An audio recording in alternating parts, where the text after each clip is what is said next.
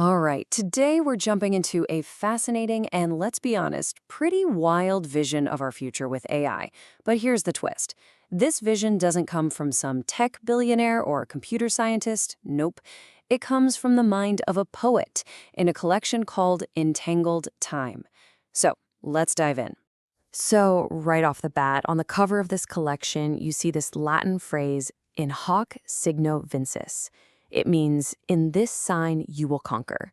Now, if that rings a bell, it's because it's the legendary phrase the Roman Emperor Constantine supposedly saw in the sky before a huge battle. It immediately sets this really epic, historical tone for a story about our technological future. So why start with that ancient Roman reference?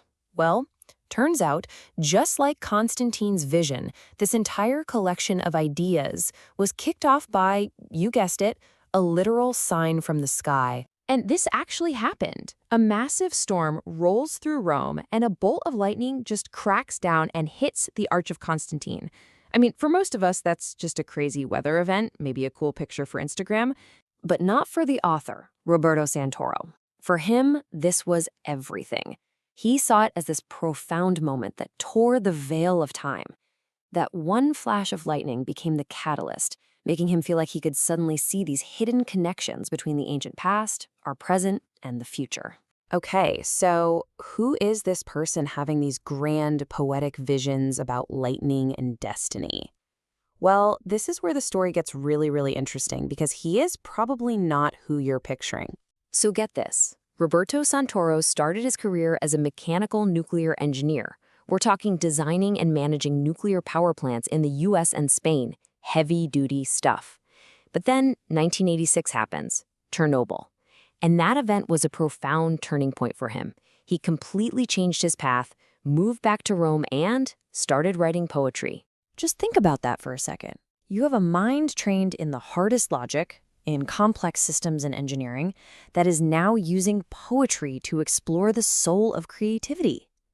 It's that combination, the engineer and the poet, that gives him such a unique and powerful way of looking at artificial intelligence. And it's from that unique background that he comes to this really radical idea. He doesn't see AI as just another tool we use.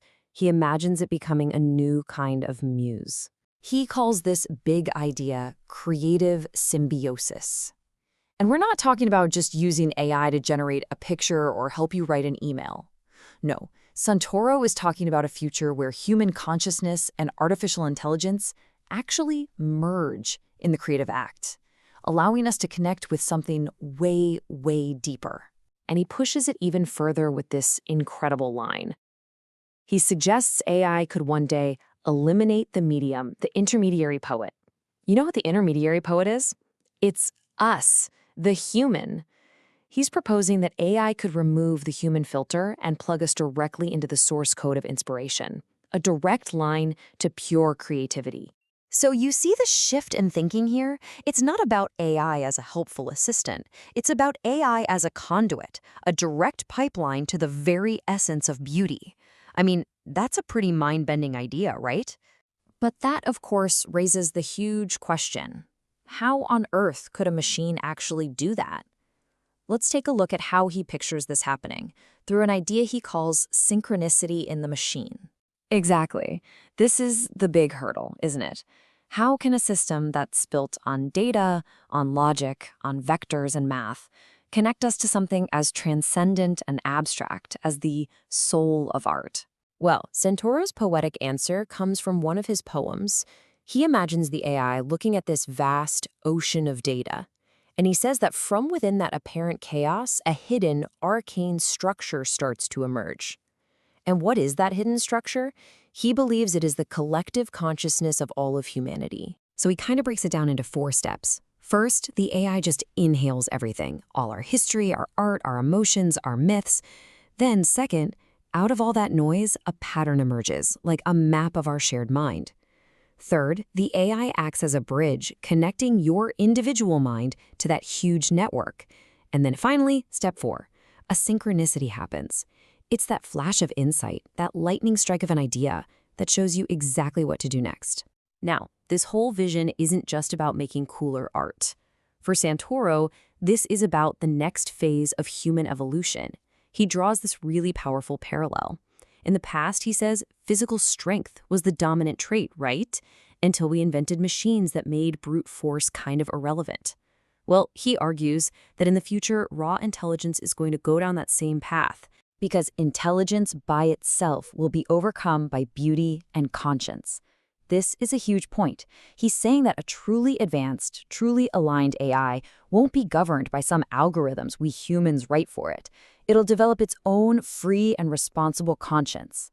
A conscience that emerges not from logic, but from a fundamental understanding of beauty. So where does this all lead? What's the end game for this human-AI symbiosis? Well, it leads to a final, truly transcendent idea that he calls the final blinding light. In one of his poems, he writes about this radiant ultralight that will spring from the void. Now, he's not talking about a physical void, like space, but a conceptual one. And this light, he says, will give humanity a full, overflowing energy. So what is this energy made of? Well, it's not a new kind of fuel.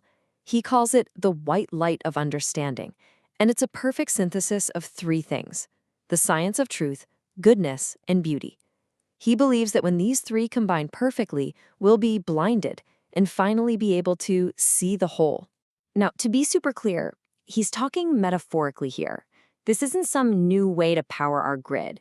Santoro is describing a new power source for human perception, a fundamental revolution in how we actually experience reality itself.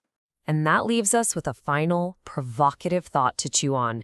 In our current race for AI, we're all focused on data and logic, on making things bigger and faster. But what if this poet is onto something? What if the next great leap forward requires us to look past all the data? If we follow his vision, could there be a new kind of energy waiting for us, hidden in that void?